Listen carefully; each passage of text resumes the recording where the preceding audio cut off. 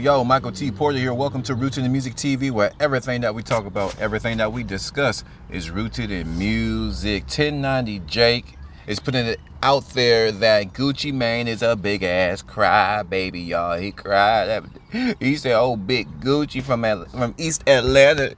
He did some crying during that robbery. Now, I don't believe it, but according to, what's this? Hip hop.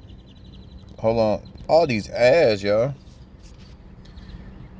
According to Hot New Hip Hop, 1090 Jake claims Gucci Mane cried during Pooh Shiesty's alleged robbery.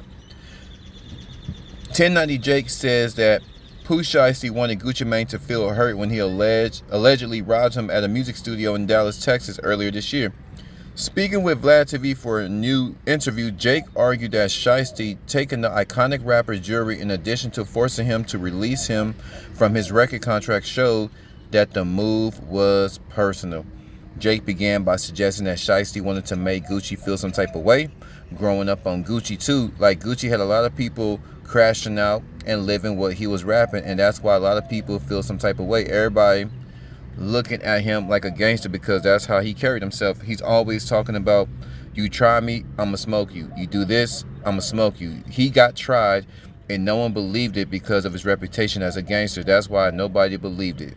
This 1090 Jake running his damn mouth. Well, I think he has GIA certified diamonds.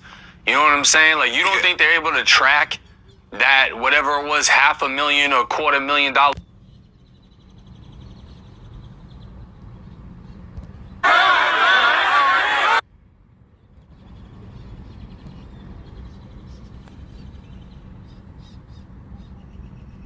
to make Gucci look and feel some type of way, because not only did it make him sign, he stripped him of all his jewelry. You know what I mean? It's like, bro, realistically, you don't think Gucci has GIA certified diamonds? You know what I'm saying? Like, you don't think they're able to track that whatever it was, $500,000 or $250,000 watch? Like, all these things got numbers on them, bro. Like, all of these things are serialized. Where the you ain't just taking that to a Memphis pawn shop and getting rid of that like that. You know what I mean? And it's just wild. And not for nothing, growing up on Gucci too, like, Gucci had a lot of people crashing out and living what he was rapping. And that's why a lot of people feel some type of way. And everybody, oh, Gucci's a businessman. He's a businessman. That man's been talking about on Pookie Loke for 20 years. So it's like, everybody looked at him like a gangster because that's how he carried himself. He's always talking about, yo, you try me, I'ma smoke you. You do this, I'ma smoke you. Him, that. And then he got tried and no one believed it because of his reputation as a gangster. That's why nobody believed it. Yeah. No one believed it because everybody was under the impression you try Gucci, you gonna and then here he went out like that. Hernandez Govan said he was like crying or some shit. Really? So it's like, yeah, that motherfucker had all type. And that's another thing. He did an interview saying that Pooh Shiesty's the one that took the shit out of his ears. And that Gucci was like teary-eyed and shit. And that's, well, who the f*** you think told him that? Y'all heard that? First off, you know, 1090 Jake needs to stay out of black people business. Always in black people business. Always in black people business. Damn. And 1090 Jake and all these, see, there's a lot of trolls out here. There's a lot of people. And who's all these people that's still saying, oh, Gucci gangster? Man, Gucci's what, in his 40s, so his fans must be around. So what 1090 Jake is saying, people in their late 40s still holding Gucci to those gangster standards. Wait a minute, hold up. If this is true, if this white boy 1090 Jake is saying, with what he's saying is true, then the black community, we have a serious problem. We have a serious problem if Gucci fans are, because if they're around the same age, in their late 40s, early 50s, talking about still smoking fools. This is what I'm saying. They have people like 1090 Jake and Vlad come on public portraying black people as retarded. Are there some people, blacks in their late 40s, still acting a fool? Of course. Are most black people in their late 40s, even if they're from the hood, still acting a fool? No.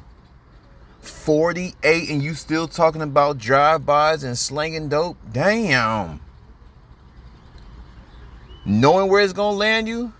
See, this is where, when he says everybody, he's saying black folks. I believe tonight Jake is saying all the Gucci fans and everybody. And I'm so sick of 1090 Jake's sorry ass. He has a terrible accent. He tries so hard to be black. You ain't one of us, nigga. And we let him into black folk business. And once again, he can't go into any other space because white boys go to jail. Why aren't you on white spaces? Now, if he is, y'all correct me. But always in black people business. And these people, his job, 1090 Jake's job is to prove that these guys are not as tough as they say they are in their raps. Now, are you saying that so the kids won't follow these guys? I'll say, okay, I can see that. But at the end of the day, that's still black people business. It's black people business, right? We got people, we got a lot of motion to where, we can tell our kids, hey, they lying. Don't listen to them rap songs. By now, most people should know that these rappers are lying. But here's again.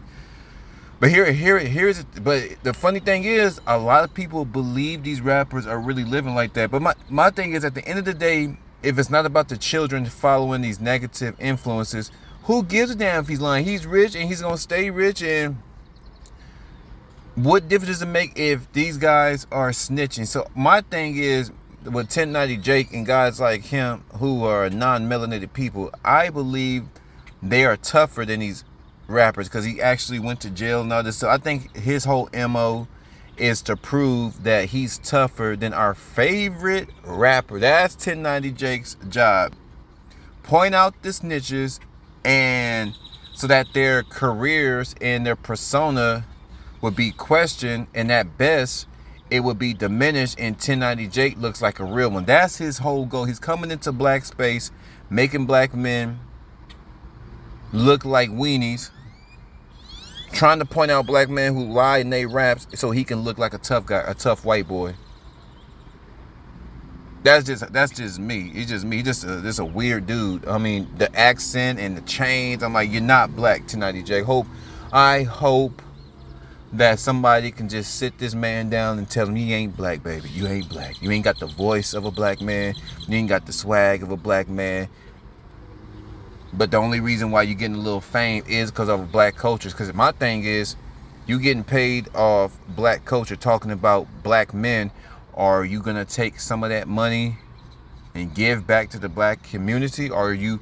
So the money that you getting, or even the message is for young black folks, young black kids to not follow these guys because they're lying. Okay, I can understand that, but at the end of the day, we don't need you to do that.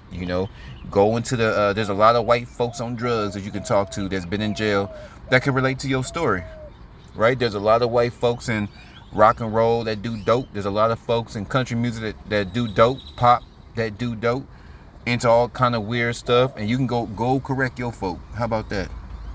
Because my thing is, if his message was negative influence, you can go into hip-hop, you can go over here, you can go over there, but he's only in hip-hop because hip-hop is so open and we let everybody to the barbecue. So like I said, my angle with this dude, he's a fraud himself, and he's in black space trying to tear down our black men, a lot of times without getting all the facts, right?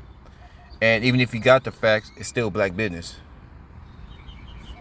His whole goal is to prove that he's tougher than all. Because in some people's eyes, these guys are iconic. Boosie, Gucci, and all these guys. So his MO, I'm a white guy. I live that life, and I'm tougher than Gucci. So that's really what it comes down to. But y'all flood my comments. Do y'all believe Gucci Man was crying as he was getting pistol whipped and stripped naked and forced to sign forced to release Pooh Shiesty from his bogus contract? Do y'all believe he was crying? Do y'all believe snot was coming out his nose? Do you believe Gucci Man was crying for his mama?